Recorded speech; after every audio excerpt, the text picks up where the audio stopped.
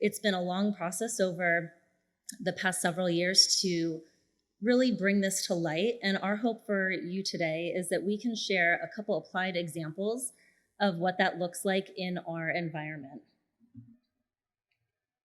Now, to start off today's conversation, it's really important that we set the stage to help you understand who US Soccer is, what we do, and what that means in our practical day-to-day environment. So when most people think of our environment, US Soccer is the national governing body for soccer in the United States. And that means that we serve not only our athletes, but we serve fans, we also serve our member organizations. And so we have a large responsibility to all of those stakeholders to be innovative and developing best practice in the soccer landscape. Now, when most people think of US Soccer, hopefully this is changing, but what comes to mind is typically our men's national team, our women's national team, our competitions in the Olympics and World Cup. But in reality, US Soccer spans a larger landscape than that, and we have 22 national teams, and those range from under 15 boys and girls youth national team up to our under 23 men's and women's national team. In addition, we have extended national teams of Paralympic, beach, and futsal soccer, and we also have our player talent identification pathways. So when we were looking at an athlete management system, we needed something that would be scalable across all of those different environments. The second unique thing about our environment is our athletes are not our own. And what that means is that we borrow the best of the best athletes from their club environments, and they come play for us 7 to 10 days a month, sometimes 2 weeks at a time. And then we need to return them home to their club environment with their own medical staff, own providers. And so we really need to be able to share that information with a wide range of stakeholders.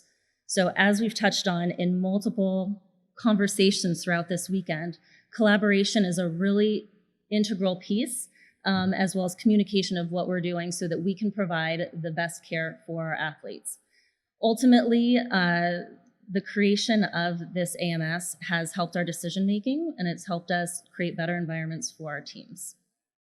So as a department, our goal is to maximize performance across all of our sport development programs. And we have a talented staff of providers that encompasses sports science, sports medicine, and then we also have a really strong link to sporting analytics. And so ultimately, what we care a lot about is making sure that that we are able to drive soccer-specific innovation and research, and that we're creating best player care to support player health, wellness, and safety. So as I've touched on kind of this large-scale program management, I'm going to give you a little bit more of a contextual history of what this looks like for our organization. So I've been with US Soccer nearly 4 years, and when I joined the Federation, we were doing a lot of things really, really well. But as I've already alluded to with our wide span of teams, we had really skilled providers, but they were doing their own things kind of in silos. And so we've already alluded to that this weekend, that we're trying to bring everybody together and have an improved system and process to deliver athlete health, wellness, performance, and safety. And so we really felt the need that we needed to centralize the information that we were getting. And so instead of having our under 20 team do something one way and our women's national team do something another way, how can we learn from each other as providers and create a more seamless pathway for our youth, which are the future of our sport, to have kind of a similar feel as they progressed through their journey with us and with US Soccer. So through the athlete management system, we've had improved capability to both analyze and centralize and synthesize our data. And now that's helping us take steps in terms of informing what our research might be in the future and what best practice can be for soccer in the United States. And so hopefully with that little bit of an overview, that will give you some context into what we're going to speak about today on how we can use data to improve our environments. And I'm going to turn it over to Andy Gard, who's going to touch on how we're currently using that in our men's national team environment. Thanks very much, Leah. Great to be here. Thanks for listening, and thanks to Smarterbase for inviting us here. Just a quick note on me, as Kim said in the introduction, I work with the U20 and U23 men's national teams. Due to the pandemic and all the fun and games that's kind of gone along with that, our youth national team program was actually considerably reduced in the last year, 18 months. So I've been fortunate enough to be more embedded with the senior men's national team in kind of the last year or so. So through Nations League, Gold Cup, and the last couple of World Cup qualifying windows, I've been really fortunate to kind of be a part of that setup, that staff, which is really, really impressive to be around in, and I'm very grateful. So hopefully today, I'm going to give you a little insight into some of the things, the processes that goes on within the high performance department with the senior men's national team. And then Leah will follow me, probably more from the more medical side, talking about the women's national team. And again, how SmarterBase has been a pretty kind of integral part of those processes in terms of managing our players and dealing with the challenges that we have, because being in a national team is very different to maybe the day-to-day environment of a club. So hopefully you'll be able to get some good things from it. But just to start off, I think, as I said, the men's national team is an impressive environment, and the way they're going about their business, their attention to detail, and how they stick to their values is really, really impressive. And this comes from the head coach down, the culture that he creates in terms of professionalism, hard work, but also getting a good balance of kind of relaxing and being able to enjoy the moment together is really, really cool. And it's great to be a part of. Every camp we meet, first day, all the staff will come together before the players arrive. We discuss the previous camp, how it was going, what was good, what was bad, how can we improve as a team and a whole staff, as well as the high performance department per se, which is a really kind of beneficial and helpful process to be able to do, to making sure we're always striving to get better and we're always refining our processes, no matter what department you're in within the team. And as kind of Leah alluded to as well, we want to prove a point. So unfortunately, we didn't qualify for the last World Cup, sadly, but that's in the past now. And what we're trying to do now, as it says on the screen there, is we want to change the way that the wider world views American soccer. We have a point to prove, because we belong to be on that world stage. And everything we're doing right now and the stuff you're going to see, it's all going towards Qatar 2022 next year. So we want to be there because we deserve to be there. So these are the vision and kind of missions that we always reiterate. Whenever we meet back up again in a camp, we always make sure to reiterate, reaffirm, and making sure we all have that in our head, in our mindset. So it's a pretty cool thing to do. And how are we going to do it? By being professional, high performing, really cohesive, lots of communication, no egos, lots of humility, but hard work always to support the team and the individual player. So it's a cool thing. One other note I would say is, as I said, I've been with this team lucky enough this year. I've been very fortunate, but some of the things you're going to see is the result of a lot of hard work from other people who are more experienced and a lot smarter than me as well.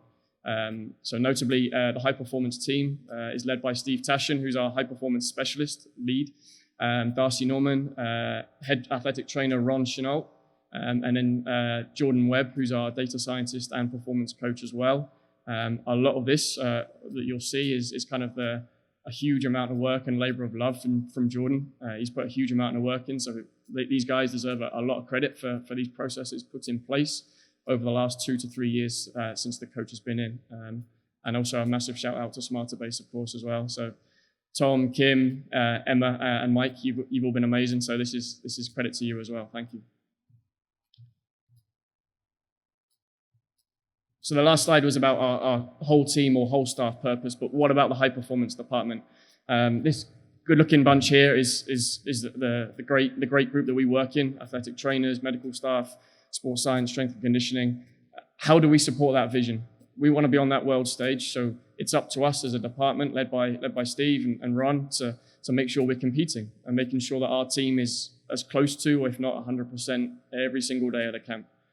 We want to make sure we compete in training and games at the highest intensity possible. Greg always says he wants us to play with intensity. Everything has to be 100%.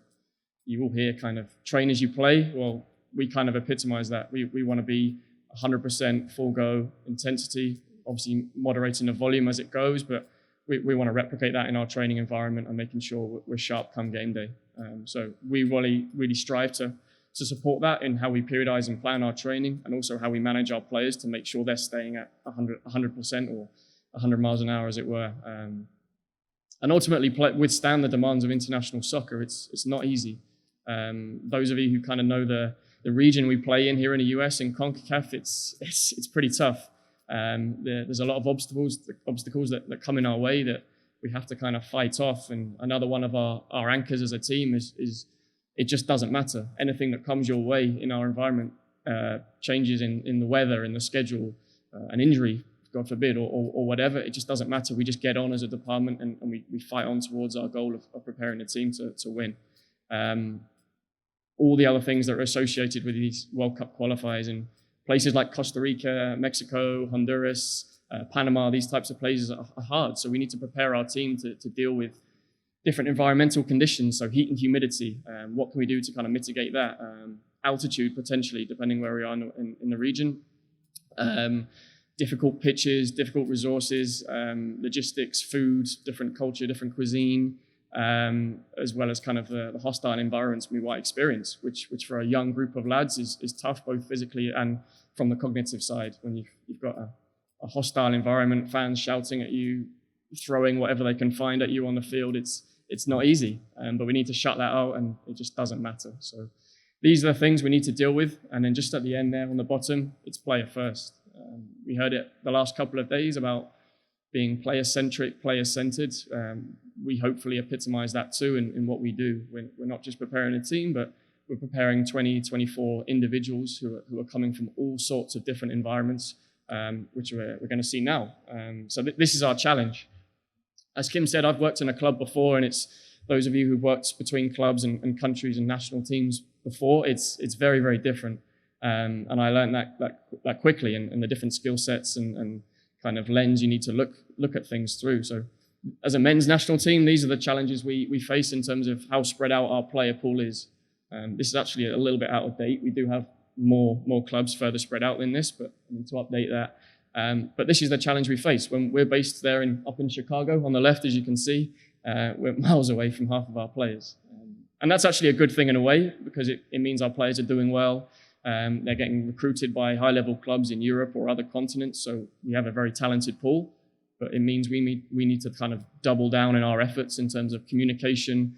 How resourceful can we be in terms of generating information when they're thousands of miles away, and then being able to relay it to both the coach and his assistants when they're making decisions, but also from Steve's point of view as a high-performance leader, in how we're going to approach the camp, how we're going to train, how we're going to prepare for those first games whenever they arrive. So it's very, very difficult. And I think the other kind of contextual pieces to note, and again, this may be applicable to your environments as well, is we are bringing in 20, 24 players from all different environments. For a start, they could be in different seasons.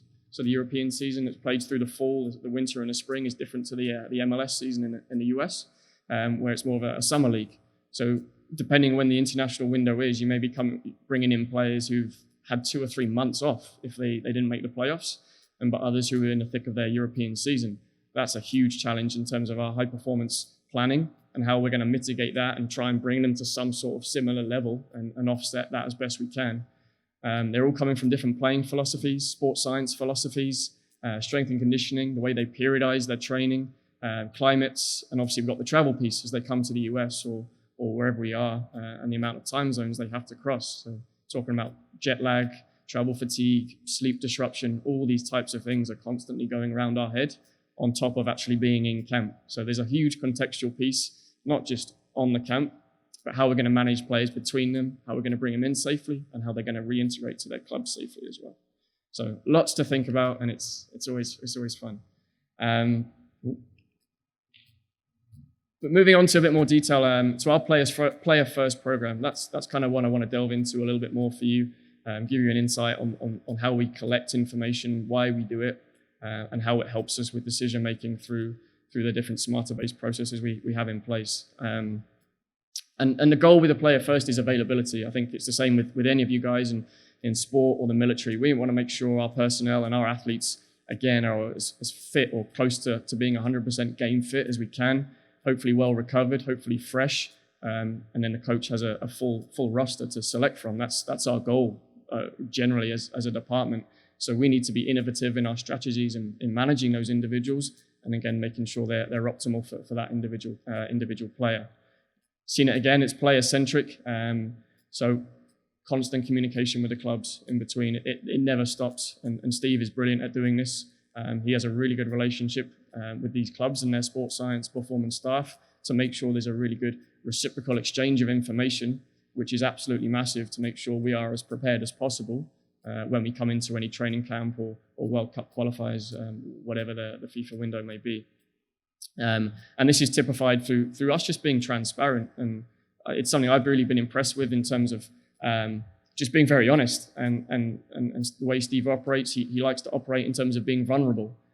We share so much with the clubs in order to bring them into the process, to really engage them, whether it's a chef at a hotel that we're going to be at, the laundry staff, as well as the clubs at the players' home environments. We want to bring them into the process. They are part of our team. We can't do any of this without them. We can't qualify for the World Cup without them. So we need them to get as much information, quality information, in terms of how we manage our players and our athletes.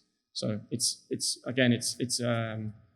a never-ending process, but really, really valuable. And hopefully we get the buy-in from the clubs to then provide the information we need.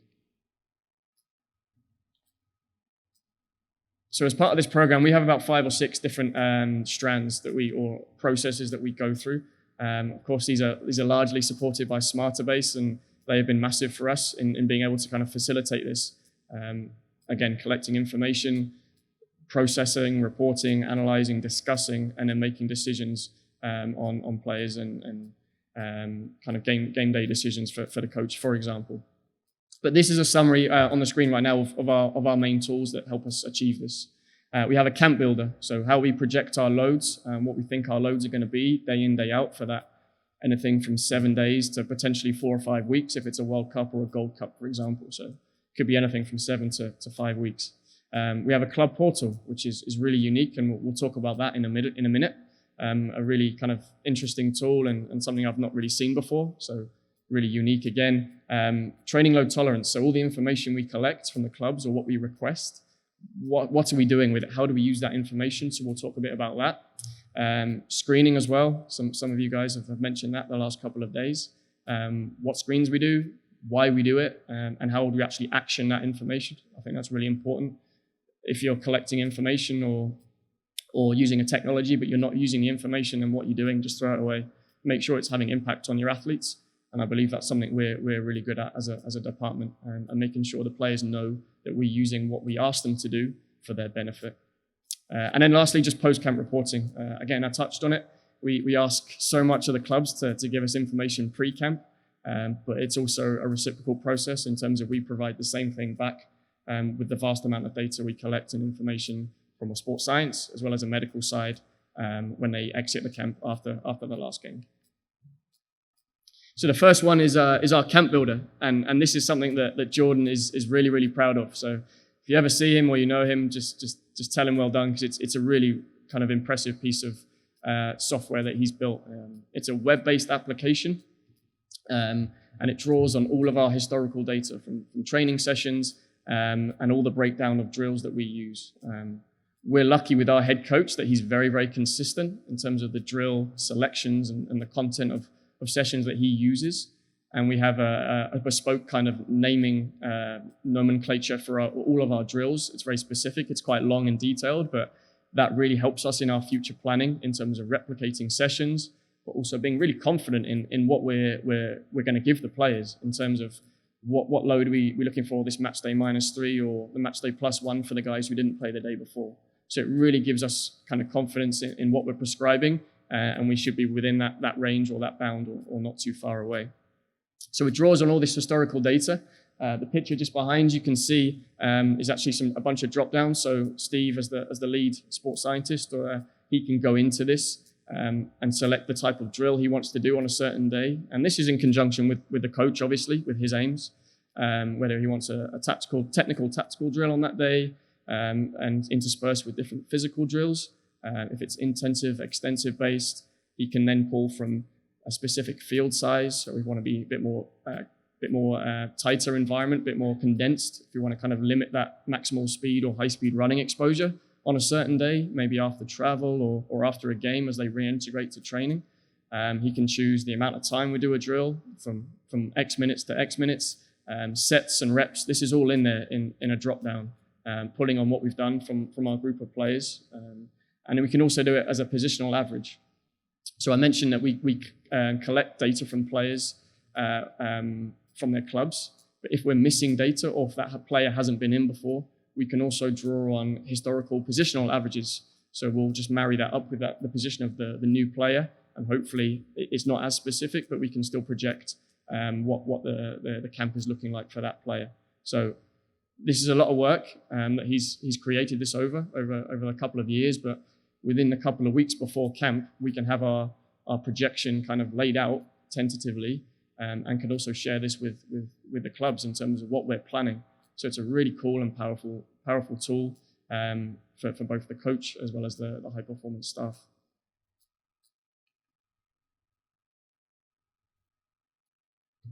The next one's the club portal, and as I say, this is really unique, and I think it's a really cool thing that Jordan has built with the help of the SmarterBase guys. Each club will get their own login, so it's an individual portal link through SmarterBase that they have their own login, their own password. That's just for their performance staff. We have, I think, on our player pool, we have over 140 or 150 players that the coach can choose from, spread out all over the world.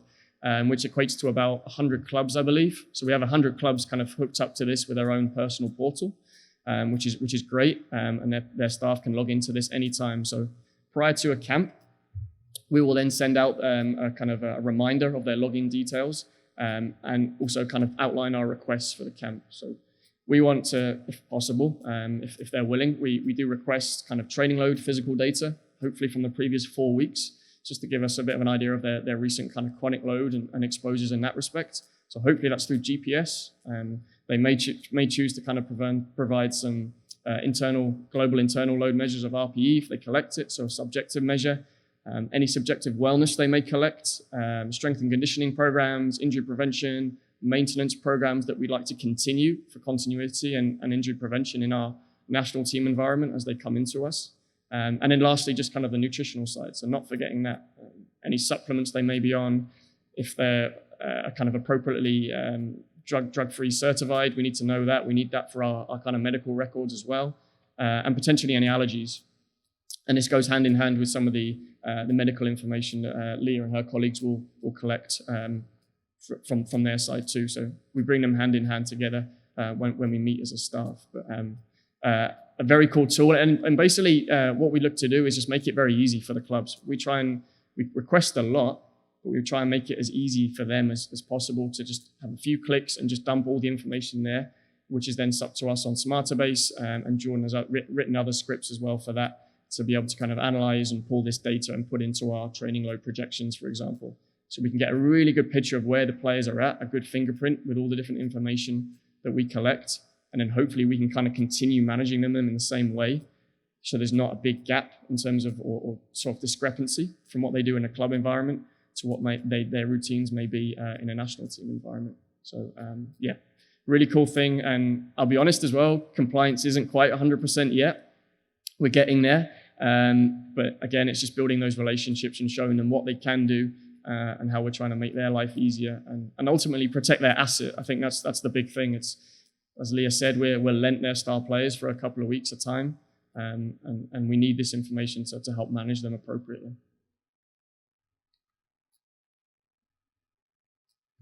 So with the emails that go out, the requests, and the portal that you've just seen, where they're able to upload any information that's kind of pertinent for their player, we can then kind of start to go about a training load analysis, really see where they're at in relation to other members of the squad, different people in their position, as we're trying to formulate our plans for managing them in camp, and then potentially even a starting lineup for the first game for the coach. So who's in a good spot, who maybe isn't in such a good spot, and then what kind of interventions are we going to bring in to be able to kind of address this. So this is just one player's example of the data sent by their clubs, so we can get a good kind of visual representation how their loads are looking physically, how their kind of weekly rhythms are looking from microcycle to microcycle over a 3 or 4 week period. And is there anyone who appears a little bit more overloaded than others, who may need a bit more recovery management as they come in? Or is there maybe on the other hand, on the other side, is there someone who's maybe a little bit more underloaded and therefore may need some supplementary work when they come to us to be able to withstand that intensity I'll talk about and kind of really deal with those international demands of CONCACAF World Cup qualifying. So just running from the top there, you can see top one is total distance, just kind of volume. We have a load 10 score, which is a scaled metric of kind of a difficulty rating, as it were. Acute chronic ratio on a 7-day rolling average. We also have a fatigue index, which is chronic load minus acute load, and then we also have some scores of monotony and strain, so we can get an idea of, again, the effectiveness of some of the periodization.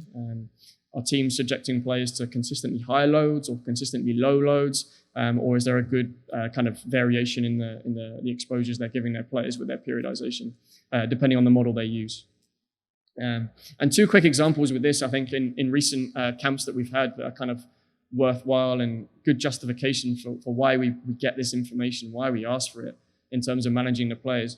We had one guy come in from the US based league in the MLS, and he was playing every week, 90 minutes every week, 2, maybe even 3 games a week in the condensed period, and he was averaging over 40 kilometers a week in those weekly microcycles, which in soccer is pretty high. That's high to kind of sustain that for a long period of time. So there was kind of some red flags there, but also showed to us that he may need a bit of kind of TLC, some extra recovery, some treatment and therapy where needed, because he's obviously in a good place of chronic training load under his belt and had a good recent game exposure. So we were happy with that and confident. But on the other side, we had a player coming from Europe.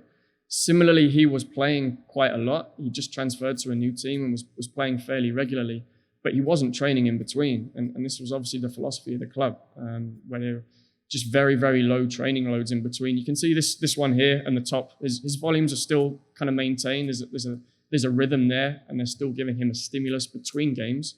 But this other player from Europe just wasn't getting anything else. And his weekly loads were actually less than half of what the player in the US was doing. So this just shows, it's a really good example, just why we collect this information, and then we can say as a group, right, we need to manage this player in this way, or this player needs more of this to try and reduce that deficit and get him up to the levels we need to be able to tolerate what we're going to do in the week or 10 days that we have these guys. So it's a nice visual, and then really starts asking questions of how we're going to intervene. I mentioned some of the screening right at the start. So this is another really nice tool, and I've seen a lot of kind of organizations in Australia able to do this through SmarterBase. So it was definitely something that we were interested in kind of utilizing. So this is our daily monitoring and our daily screening. Every morning with the men's national team, the players will come in before breakfast. We have a huge big ballroom, kind of the size of probably this room, maybe a little bit bigger. And then they'll set about all of their morning screenings. So we have some musculoskeletal screenings, which are objective of mobility and strength. We have traditional kind of wellness surveys, and we have the way in, way out. And these are all kind of set up on SmarterBase kiosks on tablets around the room. So we then get this live. The dashboard you're seeing right now is projected on a similar screen, not quite this big, but this is projected in our high performance ballroom. And as the players come in, they complete their screens.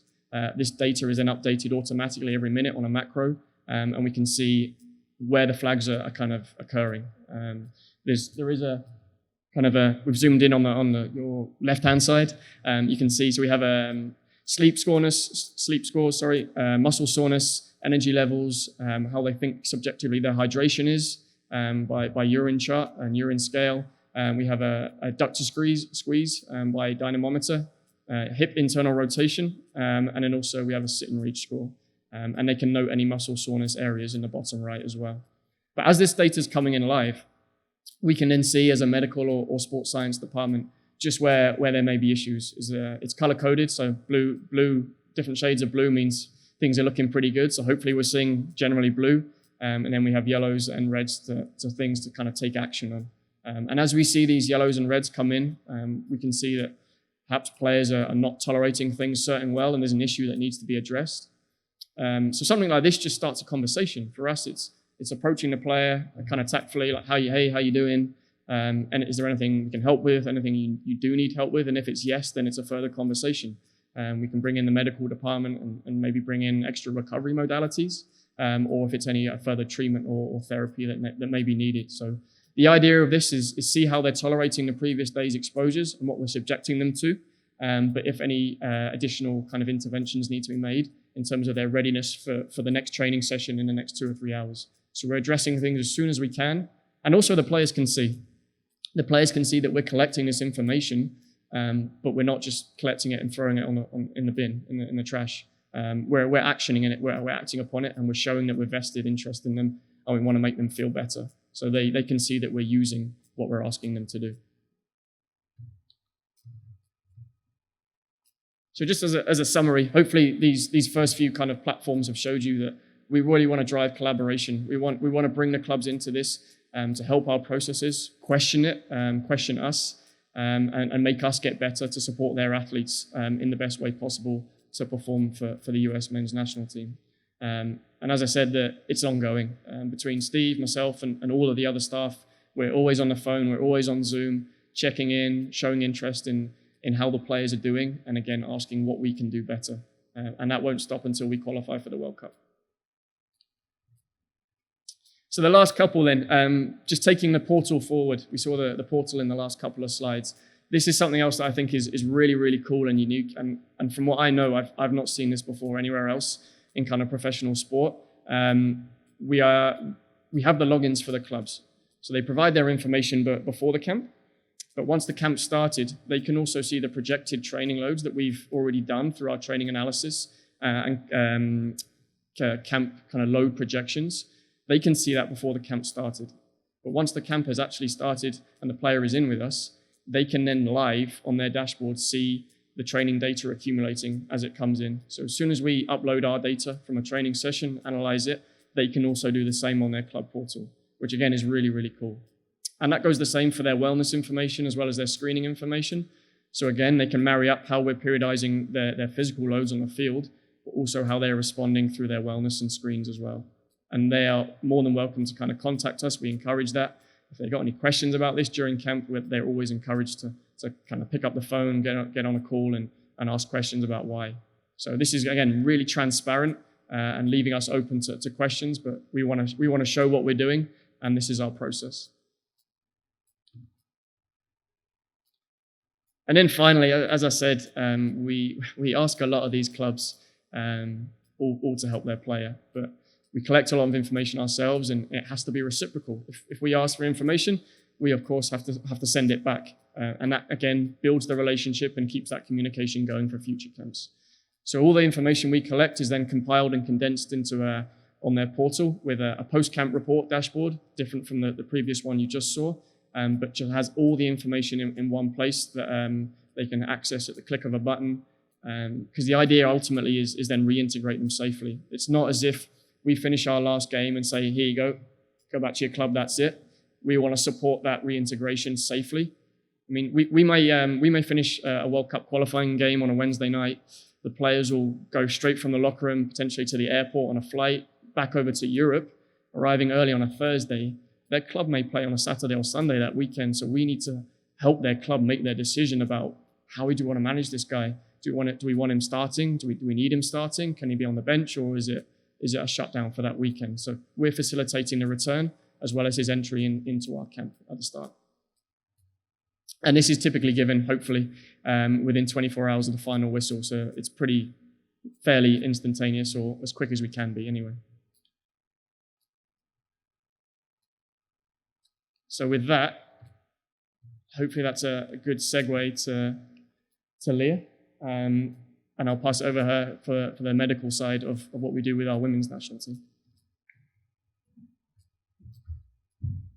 Thank you. So that was a really great example of where we started with the men's national team 2.5 years ago. We had new coaching staff, new medical and performance staff came in, and what we started with was an EMR, that we developed through Smartabase and a daily wellness. And so I think you can see kind of the evolution and growth of the impact that we've been able to make that's really helped us serve our athletes in a really positive way, but also continue to build the relationship that's been so critical for us to have with these club environments.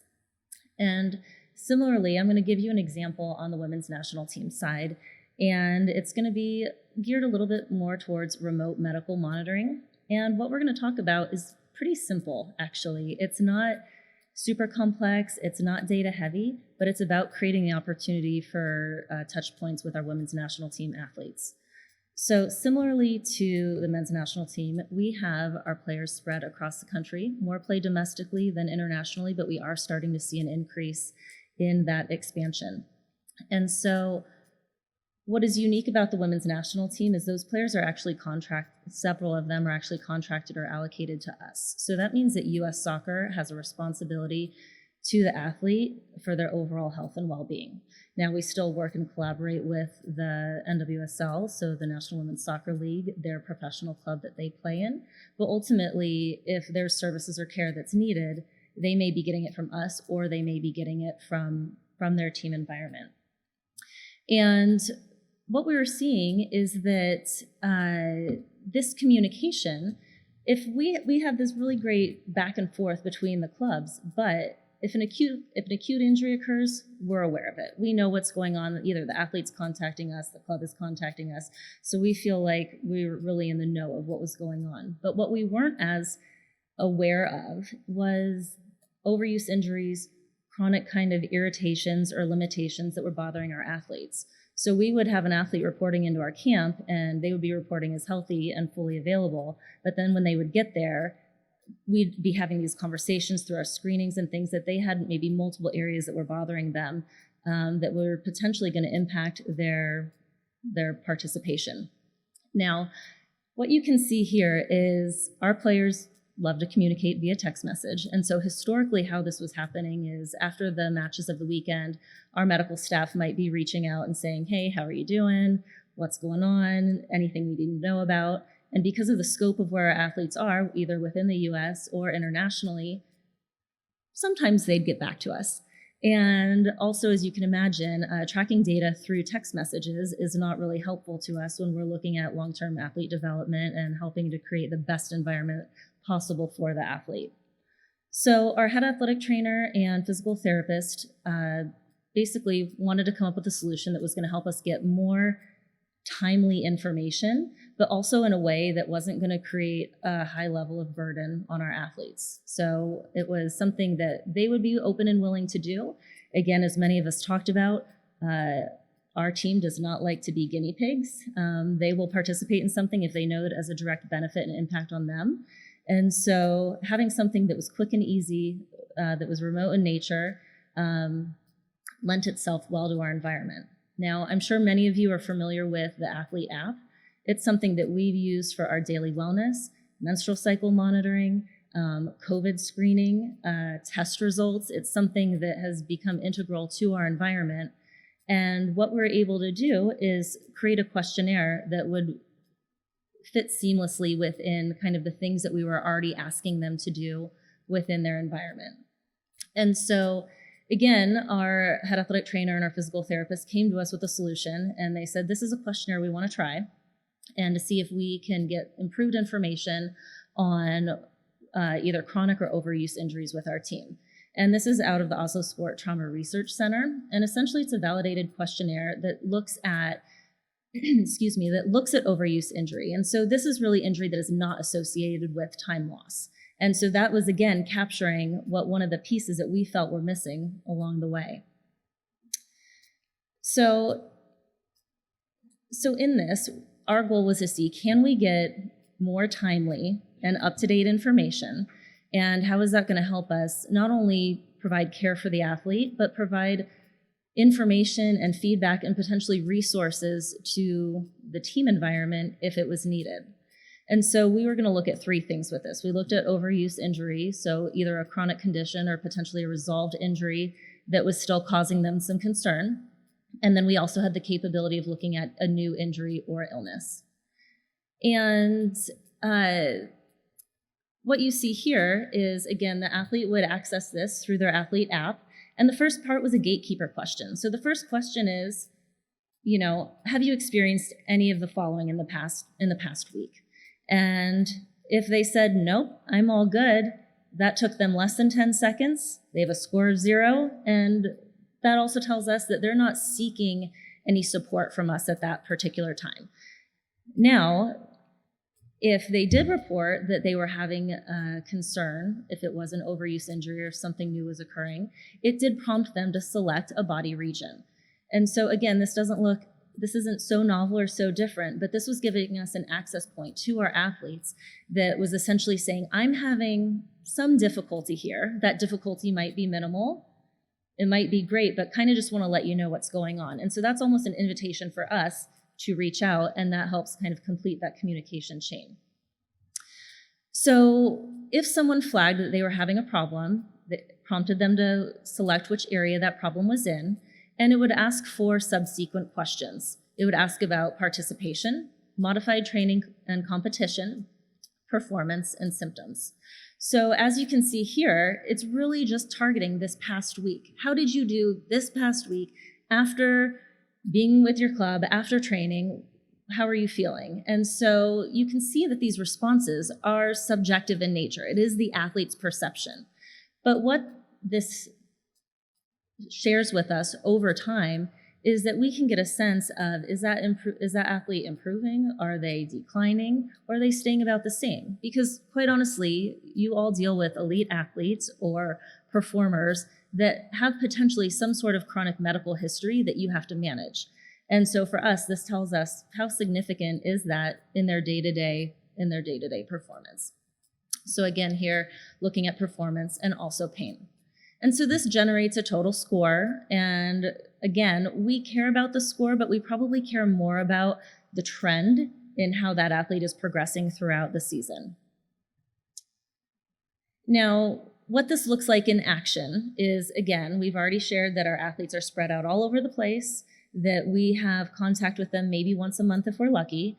And so our goal is Monday morning, after the events of the weekend, we're sending an alert through the athlete app. It's asking them to fill out this questionnaire. Again, we have to be very selective because they already have a lot of responsibilities to their club, to sports science on the other kind of daily wellness questionnaires that they're filling out. And so we didn't want this to feel like one more thing. So they get this once a week and they get a little reminder about it. Based on their responses, our medical team will discuss either as appropriate with the club or with the athlete directly and follow up on those flagged responses. That then generates potentially a wider medical meeting, if needed, with our sports medicine staff, and then collectively with the group of our high performance team on what the next steps are we need to take. And again, this could incorporate just U.S. soccer staff, but it also quite often incorporates the club environment that they're in as well.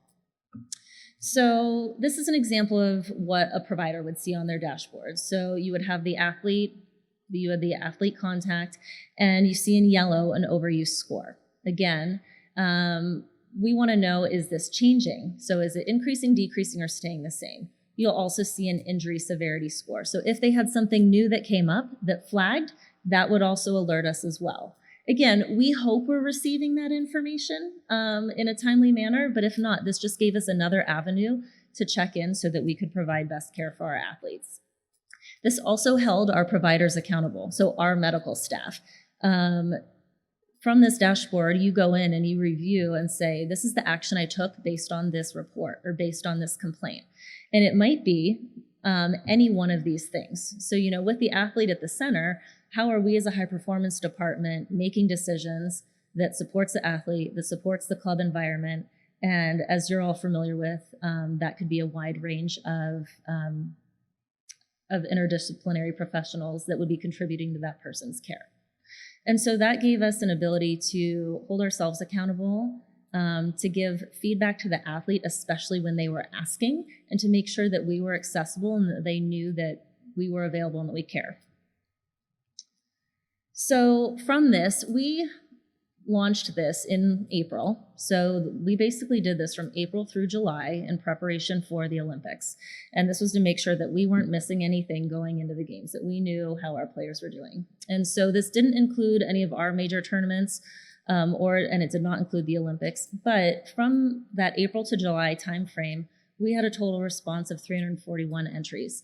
And so a 98% completion rate showed us that the players actually didn't mind doing this and that they were seeing benefit from providing this information. So, and I'm taking a step back, this was something that we're like, how is this going to go? Is it going to be well received? Are we going to get any information? And at the end, we just had to try it and we saw that it worked. So we have some preliminary information from this. This is very preliminary, small number of athletes, small number of responses. But when we looked at kind of the top things that were being shared or reported to us in terms of overuse injuries, not a surprise you're seeing a lot of spine and lower extremity impairments or complaints. And so we were seeing that the higher the overuse injury score, the reduction in minutes played. And so we can't make any significant statements about this right now based on the level of data that we have. But this does still create the opportunity to have conversations.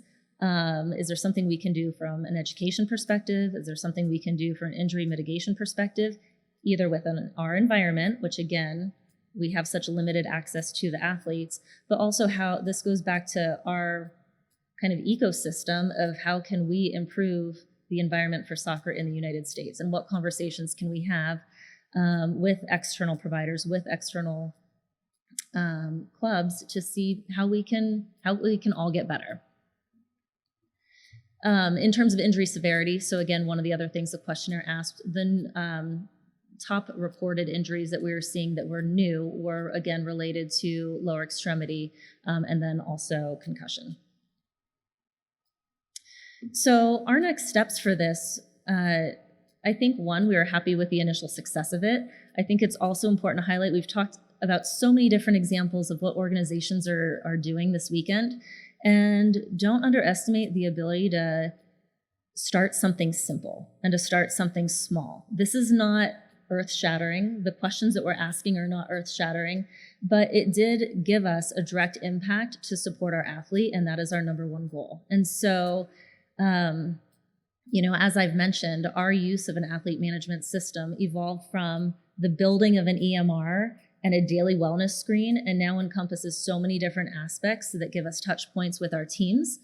And so that has been eye-opening for us. So we need to continue to collect the information and see what more longitudinal inferences we can make, and kind of marry that with what our performance science groups are doing and correlate that data with physical outputs.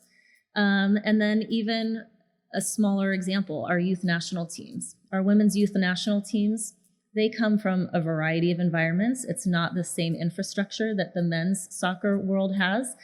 And so is this a survey that our athletic trainers can do that will hopefully help with some of the injury prevention and care that we can support those athletes with when sometimes they don't have an athletic trainer at their club. They don't have a sports scientist. They have a head coach that's making kind of all of the decisions. And so I think that it just goes to show that we can take what we've learned here and apply it and have kind of that trickle down effect through our landscape. So our athletes are are learning kind of what it means to be responsible for their health, responsible for sharing information so that they can get the care that they need, but then also grow and learn as an athlete and as a player. Andy's going to wrap it up for us.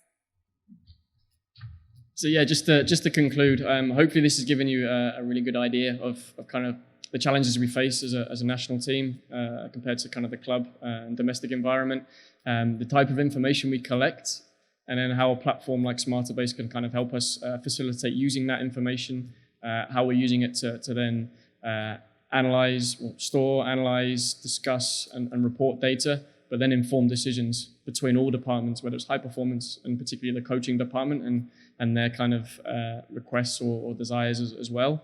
And then collaboration, as you've seen, it's a big thing from both the medical and the sports science side. Let's engage others, bring them in as part of our process and collaborate to put the player first, support them as best we can, and ultimately hopefully perform well on the field by providing the right type of environment, still being innovative, but providing the right type of environment for the team and individuals. And as Leah said, this is something that you've seen today from our senior teams, and it is something we are slowly bringing down, integrating into our youth national teams as well, to provide the continuity as they move between levels from the U15s all the way up to the seniors. They're exposed to these similar processes, making it a lot more seamless as they transition up the development pathway. Thank you very much for listening.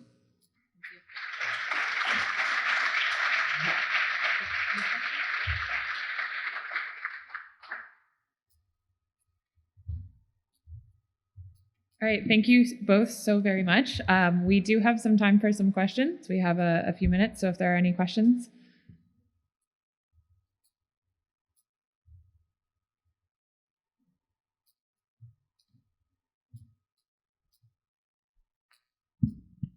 Thank you very much for the presentation. I would like to know, how are the MLS teams getting into this? I mean, do they have systems like the one you're using? How is that process to get all these MLS teams involved in what you're doing very, very well? I'll answer it from kind of a global perspective, and Andy can perhaps give some more detail. It varies, and the MLS is their own organization and has their own policies in terms of reporting and management. Now, we do have some clubs that sit within our server, and so they have taken on Smartabase, but that doesn't have a direct link to us in terms of the information or the data we're receiving. In contrast, the NWSL does sit on our server, and we do share information back and forth on our players. And so it's where the men's national team has had to generate kind of a portal to be able to share and communicate that information. In the NWSL, we're able to have that flow back and forth in real time. And so that's been a recent development as of this year. Yeah, I think from the sports science side, from the MLS, as you say, the kind of the buy-in has been really good, and they've been really vested in the process. I think the feedback on the club portal has been really good, and in terms of their compliance, that's been excellent. In terms of what wider use, I think there is some that do engage with Smartabase, but there's other people or other companies we won't mention. But yeah, from the MLS point of view, they're staff that we know really well as a group at the federation. So the relationships were kind of already there, and they've bought into it really well.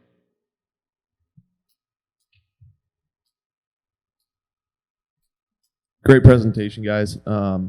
In baseball, one of our challenges is with a 5+ month off season. A lot of players want to be left alone, and so this seems like that questionnaire is a great, simple solution. And with the 98% response rate, awesome. Is there any concern that players answer that first gatekeeping question no, whether they don't want you guys digging anymore, or they just feel like they don't want to report anything? And just to kind of skate by with that? There is, and actually, if you go to that paper, it does discuss that topic. And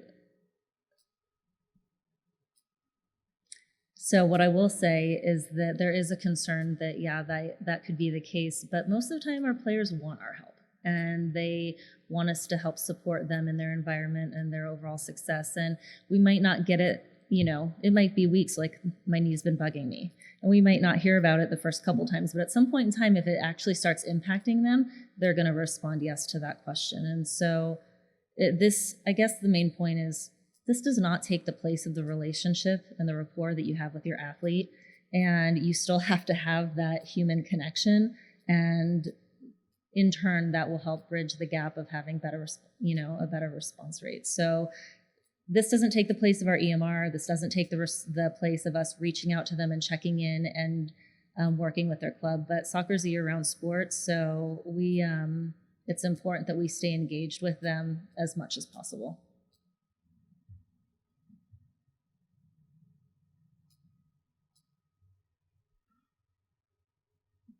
I had a question on the daily screen you guys run. You did a sit and reach test. One, I'm just wondering why you chose that test. And two, I'm curious as to, is it like a pass-fail, or are you actually giving a number to the test? Yeah, we do have a number, so we have an absolute score and can track that over time with their historical data. It was chosen as it's meant to be a simple test. We do check kind of compliance and make sure technique is good, obviously, and we kind of give an orientation to new players coming in, so to make sure that, and there's always staff around, so we're always watching what they do. So we chose it as it was simple in terms of just posterior chain, just that flexibility if there's any posterior chain issues, which obviously we get a lot of, and particularly we have players who have had a history of hamstring injury, so we need to manage them in particular as well. But that's one test in combination with obviously various others as well in screen assessment.